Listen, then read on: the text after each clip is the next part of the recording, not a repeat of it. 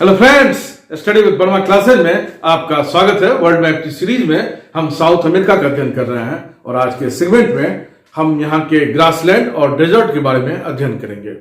दोस्तों, यहाँ पर बहुत सारे ग्रासलैंड हैं, इस कारण आपको क्वेश्चन भी बहुत सारे ग्रासलैंड संबंधित मिलेंगे। तो सबसे पहले हम ग्रासलैंड का अध्ययन करेंगे। आइए दोस्तों, सबसे पहले एक साउथ अमेरिका का मैप ड्रॉ कर लेते हैं। आप भी नोट्स में अपने से ड्रॉ करना सीखें।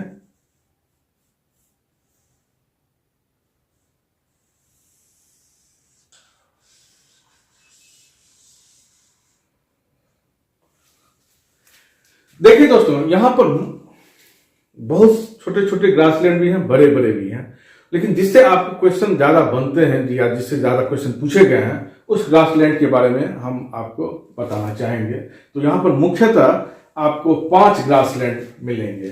सबसे पहले आपको ये मिलेंगे, आपको ये बेल्ट,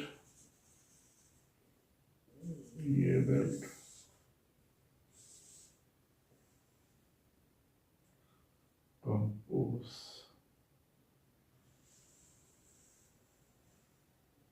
कंपास। देखिए कहीं कहीं आपको ओवरलैप भी मिलेगा, ये भी मिलता है, वो भी मिलता है, इस कारण हम इस टाइप से बनाए हैं।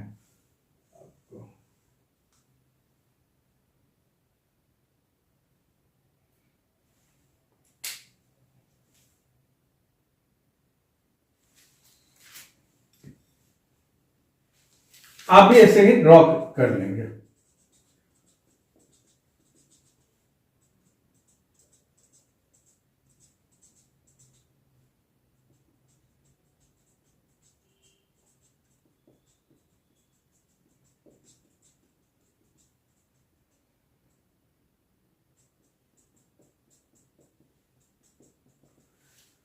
देखिए आपको मुख्यतः यहां पर 5 ग्रासलैंड मिलेंगे। सबसे ऊपर में आप नाम लिख लें लानोस, साथ साथ आप नाम लिखते चलिएगा। लानोस, इसको कटिंगा बोलते हैं, और इसको ग्रैंड चाको, ग्रैंड चाको। चौथा को कंपोस और पांचवा पंपास। ये 5 आपको मुख्य रूप से आपको ग्रासलैंड मिलेंगे और इसका हम अध्ययन करेंगे एक एक करके। देखिए दोस्तों, आपको परीक्षा में कभी कभी उत्तर से दक्षिण क्रम पूछ देगा, तो आप इस फैक्ट को समझे रहिएगा। तो पहला लानोस हो जाएगा, दूसरा कटिंगा हो जाएगा, तीसरा ग्रैंड चाको हो जाएगा, चौथा कंपोज, पांचवा पंपास। तो हम आपको सबसे पहले क्रम लिखा देते हैं। क्रम आप लिख लीजिए, या ड्रॉ में आप समझ ही गए होंगे, अपने से भी लिख सकते हैं। क्रम इसका जो होगा उत्तर से दक्षिण, उत्तर से दक्षिण आप लिख लीजिए, क्योंकि ये परीक्षा में पूछा हुआ है, इसलिए आप तो अच्छा से इसको समझ जाए। तो देखिए सबसे पहले लिखेगा लानोस, तब दीजिए कटिंगा, तब दीजिए ग्रैंड चाको, इसके बाद दीजिए कंपोस, और इसके बाद दीजिए पंपास। एक और क्वेश्चन आपको मिलेगा कि इसमें से कौन आपको उष्ण कटिबंधीय, कहां पर उष्ण कटिबंधीय वनस्पति पाई जाती है और कहां पर शीतोष्ण कटिबंधीय वनस्पति पाई जाती है। तो आप ये याद रखिएगा, ये भी क्वेश्चन आपको पूछा हुआ है। आप इसमें अपना भी आप IQ लगा सकते हैं। यहां पर विषुवत रेखा गुजरती है तो क्या सब संभावनाएं हो सकती हैं, कहां पर उष्ण मिल सकता है, कहां पर शीतोष्ण। ये 4 जो है मुख्यतः, ये 4 में आपको उष्ण कटिबंधीय मिलेगा। ये 4 में आपको उष्ण कटिबंधीय वनस्पति मिलेगा।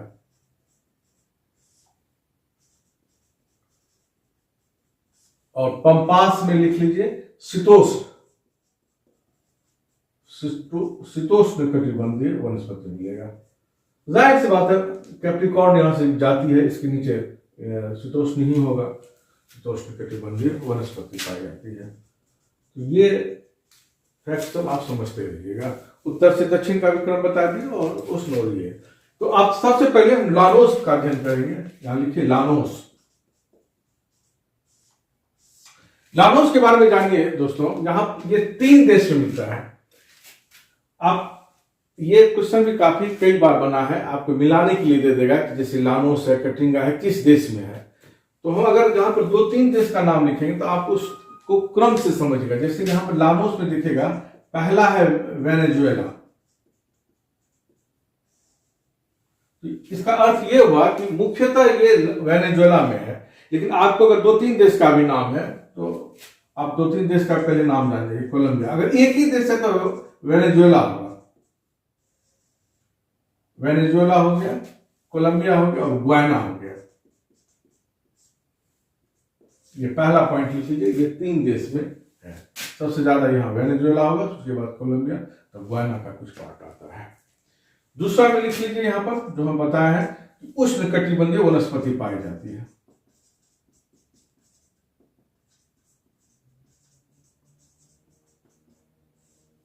और तीसरा में लिखिए अरिनिको नदी। यहां पर आपको मिलेगा जब रिवर्स सेगमेंट, इसके बाद रिवर्स सेगमेंट में जाएंगे तो आपको वहां पर समझ में आएगा। यहाँ अरिनिको नदी है, उसी के अरिनिको बेसिन के पास है ये। आपको ये सब फैक्ट तो जाने रहिएगा, लाने के लिए अगर दे देगा। दूसरा लिखिए, ये लानोस का हो गया, वेनेजुएला, कोलंबिया, गुयाना, उष्णकटिबंधीय वनस्पति याद रखिएगा, और अरिनिको बेसिन। अब आइए दोस्तों कटिंगा के बारे में अध्ययन करते हैं। कटिंगा देखिए, कटिंगा मुख्यतः लिखिए ये ब्राजील में है, मुख्यतः ब्राजील में।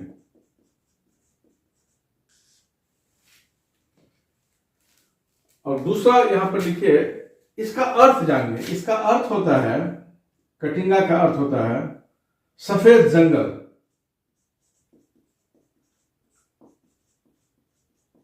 सफेद जंगल ये मुख्यतः ब्राजील में ही पाया जाता है। सफेद जंगल और इसलिए कहते हैं कि सूखे मौसम में इसके पत्ते झड़ जाते हैं, सूखे मौसम में पत्ते झड़ जाते हैं, इस कारण इसको सफेद जंगल बोलते हैं। लोकल भाषा में सफेद जंगल को कटिंगा बोलते हैं, और उसी के नाम पर इसका नाम, इस वनस्पति का नाम कटिंगा हो गया। एक और लिखिए कि ये शुष्क वनस्पति, शुष्क वनस्पति के लिए अनुकूल है, के लिए अनुकूल है। इस कारण आप यहां पर गौर कीजिएगा, आपको कांटेदार झाड़ियां, इस वनस्पति में कांटेदार झाड़ियां या कैक्टस, कैक्टस ये ज्यादा मिलता है। लानोस और कटिंगा आप पढ़ लिए। अब तीसरा पढ़ेंगे ग्रैंड चाको। आप ऐसा कीजिए, आप इसको पहले लिख लीजिए, इसके बाद हम ग्रैंड चाको में चलते हैं।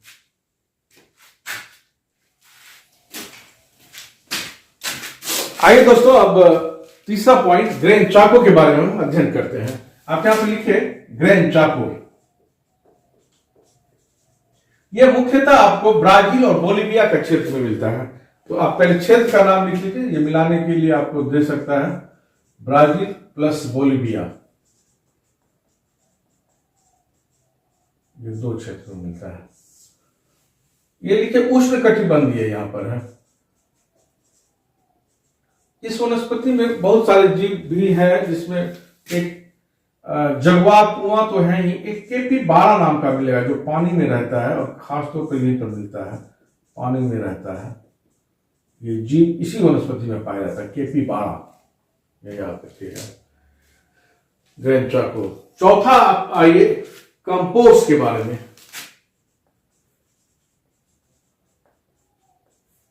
ये देखिए, ये आपको कहां कहां पाया जाता है? ब्राजील, पराग्वे, उरुग्वे और कुछ कुछ भाग अर्जेंटीना में भी मिलता है आपको।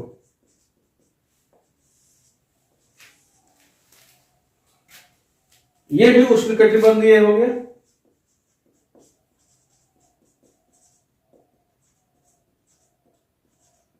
ये भी उष्णकटिबंधीय वनस्पति हो गया। देखिए, कंपोस्ट का जो ये है, ये पंपास से मिलता जुलता है वनस्पति, लेकिन ये पंपास के अपेक्षाकृत आप यहां पर लिख लें, ज्यादा ऊंचे होते हैं। पंपास के अपेक्षाकृत ज्यादा ऊंचे होते हैं। 2 मीटर तक इसकी ऊंचाई, इस वनस्पति की 2 मीटर तक होती है। लिख लें आप, 2 मीटर तक की ऊंचाई हो जाती है ऊंचाई, और काफी सघन है, इसकी सघनता बहुत ज्यादा है, सघनता काफी है, काफी है। ब्रैकेट में आप देख सकते हैं कि ये साउथ अमेरिका का सबसे, वनस्पति के संदर्भ में सबसे ज्यादा ऊंचाई और सघनता लिए हुए हैं,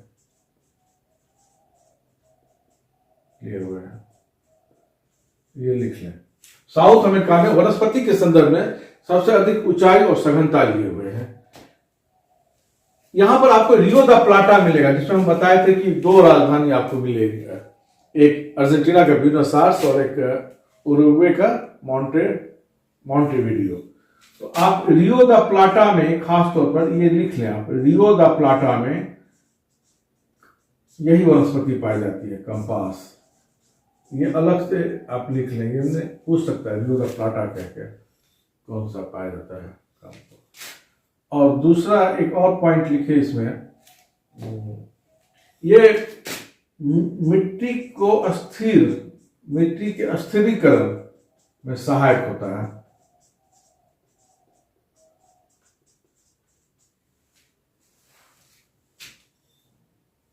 कंपोस्ट के बारे में इतना पॉइंट आप जाने।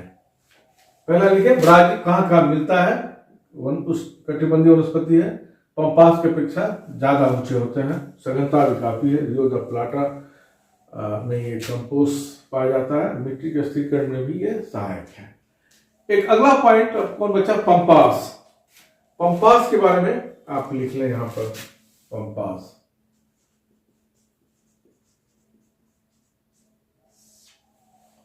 देखिए सबसे पहला तो यह हो गया कि ये शीतोष्णकटिबंधीय है, ये परीक्षा में आया हुआ क्वेश्चन है। अब पुराना यूपीएससी का क्वेश्चन निकाल के देखेंगे, आपको मिलेगा। पंपास जो है वो तुलना के लिए दे देगा, किधर उष्ण है किधर पंपास है। तो पंपास के लिए स्पेशली याद रखिएगा, ये शीतोष्णकटिबंधीय वनस्पति है। ये अर्जेंटीना में मुख्यतः पाया जाता है। अगला पॉइंट देखिए, ये पंपास बहुत इंपॉर्टेंट है और यहां पर गेहूं की खेती के लिए बहुत ज्यादा, गेहूं की खेती के लिए चर्चित है बहुत ज्यादा।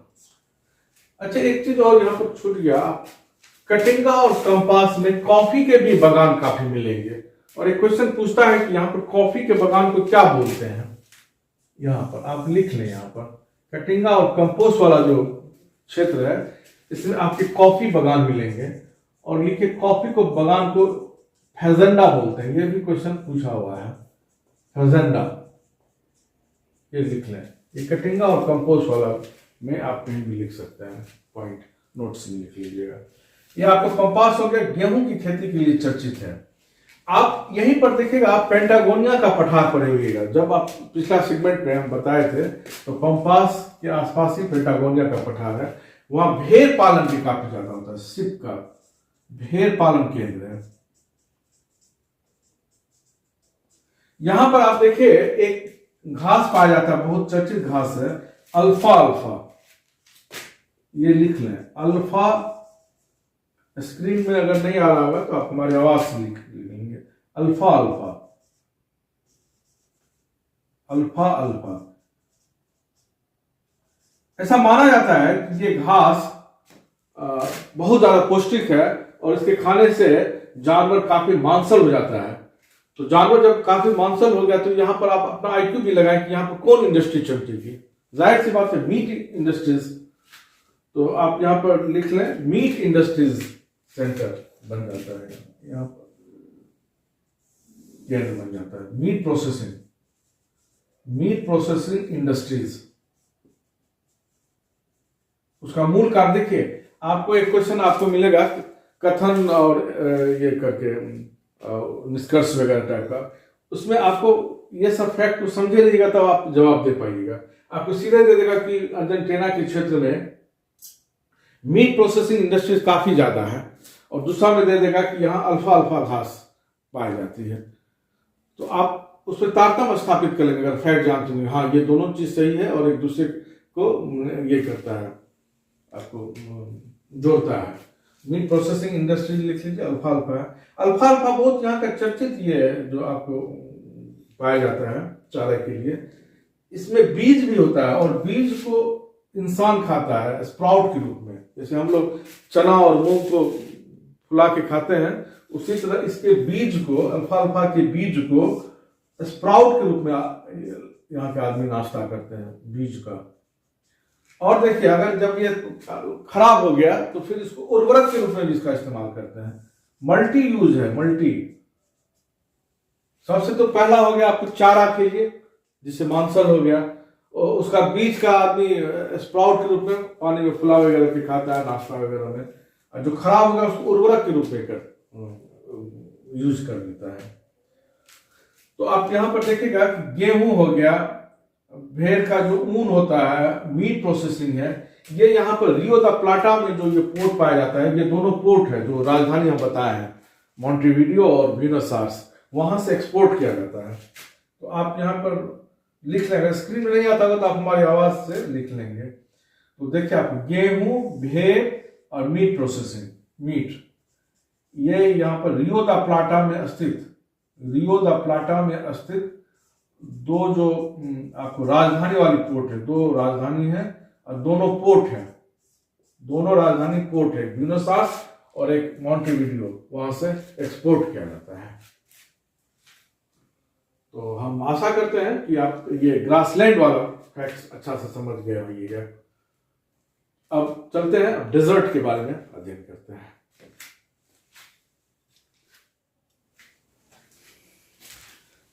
आइए दोस्तों, अब हम डेजर्ट के बारे में, साउथ अमेरिका के डेजर्ट के बारे में अध्ययन करते हैं। तो सबसे पहले ड्रॉ कर लेते हैं मैं जल्दी से।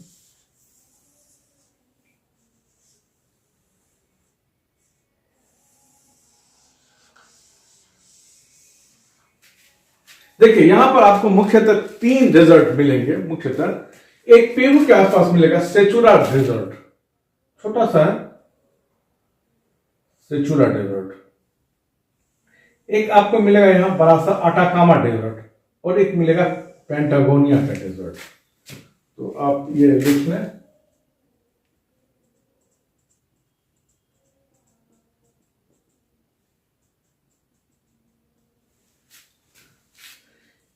पहला लिखें सेचुरा डेजर्ट, सेचुरा। ये दूसरा हो गया अटाकामा, अटाकामा। और तीसरा हो गया पेंटागोनिया, गोनिया। इसमें अटाकामा डेजर्ट सबसे ज्यादा मेन है और इस पर सबसे ज्यादा क्वेश्चन पूछे भी जाते हैं। आप पहला लिख लीजिए, आपको क्रम भी सजाने के लिए दे सकता है, उत्तर से दक्षिण का क्रम, तो आप आराम से लगा देंगे। पहला सेचुरा, अटाकामा, तो पेंटागोनिया सबसे नीचे है। तो पहला लिखिए सेचुरा डेजर्ट। इसके बारे में लिखिए ये पेरू में है, मुख्यतः ये पेरू में, जिसका राजधानी लीमा है, पेरू में है। और लिखिए यहां पर एक सेचुरा नेशनल पार्क है, बहुत ज्यादा चर्चित है, यहाँ पर नेशनल पार्क भी है मौजूद। यहां पर लिखिए कि यहां तक आपको एक हम्बोल्ट जलधारा आती है, जो ठंडी जलधारा है, अंटार्कटिका की जलधारा है। आपको जब जलधारा वाला चैप्टर बताएंगे, करंट वाला, तो उसमें इसका डीप बताएंगे। हम्बोल्ट, हम्बोल्ट जलधारा, चूंकि ये जलधारा पेरू तक आती है, अंटार्कटिका से ऐसे बहती है, इस कारण इसको पेरू जलधारा भी बोलते हैं। इसी के कारण इसको पेरू जलधारा बोलते हैं। आप अगर ज्योग्राफिकल टर्म में समझिएगा तो ये कितना 5 डिग्री उत्तरी अक्षांश और 90 डिग्री पश्चिमी देशांतर लिख लीजिए, अगर लिखना है तो देशांतर तक ये आती है, ये जलधारा तक ये जलधारा आती है। और ये लगभग आप यही पॉइंट बनता है, सेचुरा वाला जो बेल्ट है, पेरू का तट, ये वाला बेल्ट, ये वाला बेल्ट पकड़ाता है, ये तट पकड़ाता है, यहाँ तक आती है। ये सेचुरा के बारे में जान जाए। अब दूसरा आइए, अटाकामा डेजर्ट, जो सबसे इंपॉर्टेंट है, तो आटाकामा डेजर्ट के बारे में अध्ययन करते हैं। ऐसा करते हैं, इसको आप पहले लिख लीजिए, तब हम अगला आटाकामा में जाएंगे। आइए दोस्तों, अब आटाकामा डेजर्ट के बारे में पढ़ते हैं। ये बहुत इंपॉर्टेंट है, इस पर बहुत सारे क्वेश्चन बनते हैं। आटाकामा डेजर्ट, देखिए ये सबसे पहले लिखिए, ये कहां पर है? ये चिली कंट्री में है। दूसरा लिखिए, ये शीत मरुस्थल है। और अगला पॉइंट लिखिए, देखिए इसी के बगल से हम्बोल्ट जलधारा बहती है। हम्बोल्ट या पेरू जलधारा, सिचुरा में हम बताएं कि इसका नाम पेरू जलधारा भी है। जलधारा, ये ठंडी जलधारा है, ब्रैकेट में दे दीजिए, ठंडी जलधारा है, इसी के किनारे किनारे बहती है।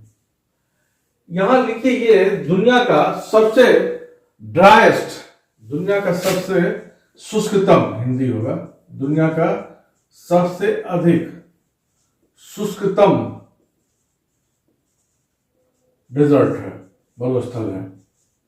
शुष्कतम को इंग्लिश में ड्राइस्ट बोल सकते हैं, ड्राइस्ट डेजर्ट, दुनिया का सबसे अधिक। हवा में नमी बिल्कुल नहीं है, हवा में नमी बिल्कुल नहीं है।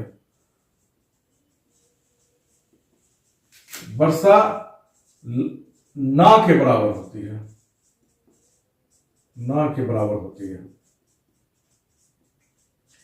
अब एटलस को देखें, यहीं पर आपको एक शहर मिल जाएगा, बहुत इंपॉर्टेंट शहर है, एरिका, ARICA, एरिका।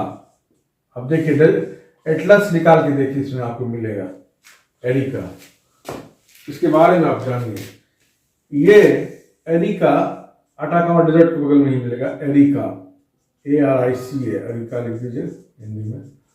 ये दुनिया का सबसे शुष्कतम शहर है, ड्राइस्ट सिटी, दुनिया का सबसे शुष्कतम शहर। इंग्लिश में भी लिखना है तो आप लिख दीजिए ड्राइस्ट सिटी। यहां पे भी हवा में बिल्कुल नमी नहीं है, बिल्कुल शुष्क है। ये अरिका याद रखिएगा। यहां वर्षा बिल्कुल नहीं होती है, लेकिन भगवान अगर कुछ लिया है तो कुछ देता भी है। यहां वर्षा का ना होना एक रूप में यहां वरदान है। यहां नाइट्रेट का उत्पादन बहुत ज्यादा है, नाइट्रेट का उत्पादन, नाइट्रेट का उत्पादन।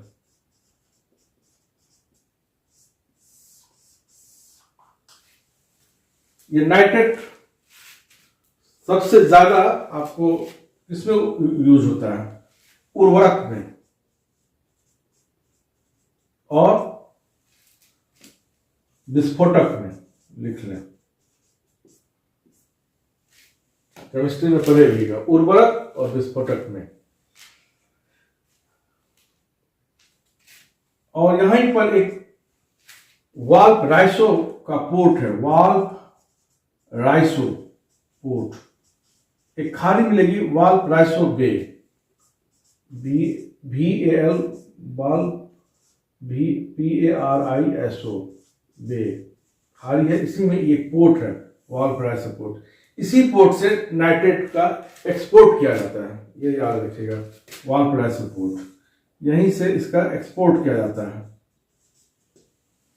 देखिए, दुनिया को कृषि में ये मदद करता है, और खुद भगवान का लीला देखिए, खुद कृषि का कोई उत्पादन नहीं कर पाता है, दुनिया को ये यहां से उर्वरक के रूप में एग्रीकल्चर में मदद करवाता है। अच्छा, केमिस्ट्री पढ़ेगा, केमिस्ट्री में इसका नाइट्रेट को क्या बोलते हैं? चिली साल्टपीटर, बहुत अच्छा नाम है। चिली में आटाकामा डेजर्ट कहाँ है? चिली में है। और इसको क्या बोलते हैं? चिली, केमिस्ट्री में पढ़िएगा, चिली साल्टपीटर। लेकिन ये मत समझ जाइए कि चिली में मिलता है इसलिए इसका नाम चिली साल्टपीटर है, वो अलग फलसफा है। तो चिली साल्टपीटर हो गया। इसके बारे में और जानिए तथ्य। इससे बहुत ज्यादा क्वेश्चन बनता है। इसे मार्स ऑन द अर्थ भी बोलते हैं। यहां लिखते हैं मंगल ग्रह का पृथ्वी, इसको मार्स ऑन अर्थ बोलते हैं। मार्स ऑन अर्थ, यह माना जाता है मंगल, हिंदी में कहेंगे इसको मंगल ग्रह का पृथ्वी, मार्स ऑन अर्थ। यह माना जाता है कि बहुत रोचक है, मंगल ग्रह पर जो सब चीज पाया जाता है वो आटाकामा डेजर्ट में मिलता है। आपको बहुत सारी समानता यहां पर मिल जाएगी। इतनी ज्यादा समानता यहां पर है कि अब जो नए देश मंगल मिशन के लिए जो अपना वैज्ञानिक या मिशन उपकरण वगैरह है भेजता है, उसको यहाँ पर पहले आटाकामा डेजर्ट भेजता है कि आप जाके वहां ट्रेनिंग लीजिए। आटाकामा अपने उपकरण को भेजता है, अपने वैज्ञानिक को भेजता है। इतनी ज्यादा समानता है। आप थोड़ा सा इसमें समझिए क्या सब समानता है। यहाँ पर देखिए अत्यधिक शुष्कता है, मंगल ग्रह पर भी है। यहां पर देखिए जीवन की कमी है, मंगल ग्रह पर भी जीवन की कमी है। तापमान की चरम सीमा है। चरम सीमा का अर्थ यह हुआ कि रात में बहुत ज्यादा ठंडा हो जाता है और दिन में बहुत ज्यादा गर्म हो जाता है। मंगल ग्रह पर भी आपको यही मिलेगा, वहां पर भी बहुत ज्यादा ठंडा और बहुत ज्यादा गर्मी मिल जाएगा। अत्यधिक सूर्य प्रकाश मिलता है, अत्यधिक सूर्य प्रकाश वहां पर भी देखिएगा, मंगल ग्रह पर भी बहुत ज्यादा मिल जाता है। यहां तक कि कुछ वैज्ञानिक बोलते हैं कि यहां पर अभी जीवन के कुछ तत्व पाए गए, कुछ जीव जंतु मिला है आटाकामा में। तो उस आधार पर ये अनुमान लगाया कि जब इतनी समानता है तो ये जीव जंतु मंगल ग्रह पर भी मिल सकते हैं। कुछ का स्टेटमेंट भी आया था हाल में। तो इसलिए ये आप याद रखिएगा, इसको मार्स ऑन अर्थ बोलते हैं, मंगल ग्रह का पृथ्वी, आटाकामा डेजर्ट। इंपॉर्टेंट है बहुत ज्यादा। नाइट्रेट बता दीजिए, अभी का बता दिए सूक्ष्म, ठीक है। वाल पर आइसोपोर्ट भी याद रखिएगा, ये से नाइट्रेट का ये एक्सपोर्ट करता है। अब आइए दोस्तों पेंटागोनिया का, यहीं पर लिख देते हैं पेंटागोनिया का बारे में। देखिए ये लिखे, ये शीत मरुस्थल है, शीत मरुस्थल है।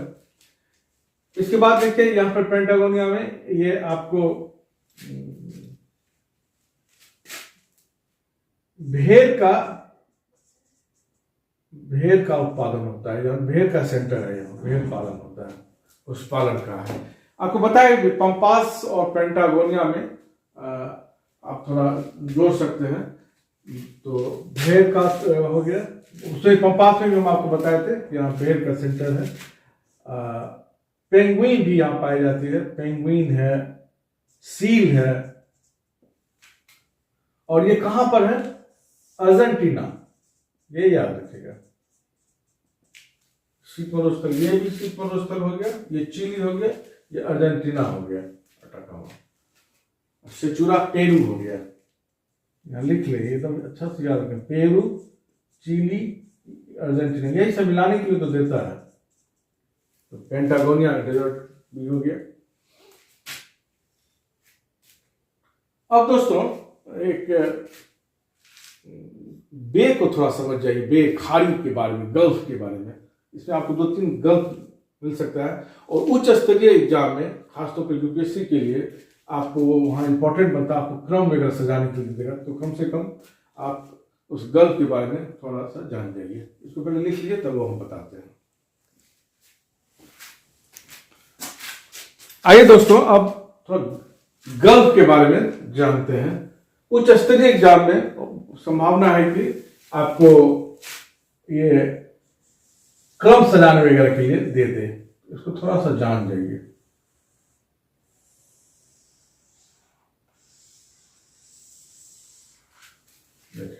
आप एटलस देखिए, आपको 2-3 फैक्ट्स यहां, आपको पश्चिमी तट पर आपको 3 गल्फ मिल जाएंगे,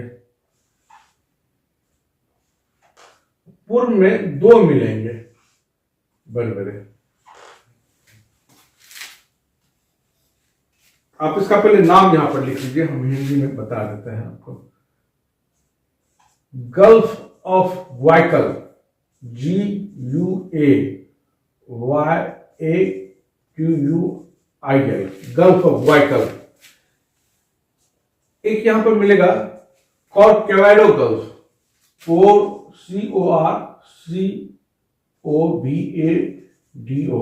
गल्फ, कॉर्कोवाडो गल्फ। आप जूम कर लीजिएगा देखने में दिक्कत होगा तो। और तीसरा लिखे गल्फ ऑफ पेनास, गल्फ ऑफ पेनास। इस साइड लिखेगा, ये मिलेगा ऊपर में गल्फ ऑफ सैन मेटियास, MATAIS। यहां मिलेगा आपको गल्फ ऑफ सेंट जॉर्ज। ये 5 जान लें। देखिए पहला हम लिखे हैं गल्फ ऑफ ग्वाइकल, यहां हिंदी लिख देते हैं, इंग्लिश में लिख दिए हैं।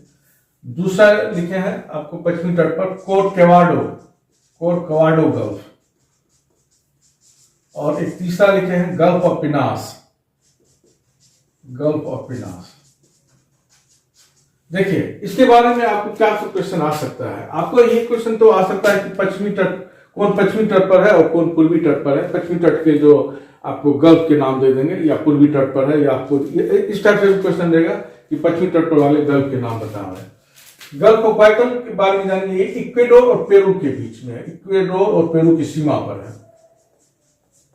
इक्वेडोर और पेरू ना, पेरू की सीमा पर, बाउंड्री पर है। यहां मैंग्रोव वन बहुत ज्यादा पाया जाता है, मैंग्रोव वन के लिए जाना जाता है गल्फ ऑफ ग्वाइकल। कॉर्कोवाडो गल्फ ऑफ पिनास, ये चिली में है, काफी दुर्गम क्षेत्र है। ये लिख लीजिए ब्रैकेट में, ये दुर्गम क्षेत्र है। तो आप क्रम भी सजाने के लिए दे देगा, 1 2 3 करके देगा, तो आप क्रम भी सजा लेंगे। गल्फ ऑफ ग्वाइकल ऊपर में है, ये दोनों चिली में है तो नीचे हो गया कॉर्कोवाडो गल्फ और गल्फ ऑफ पिनास।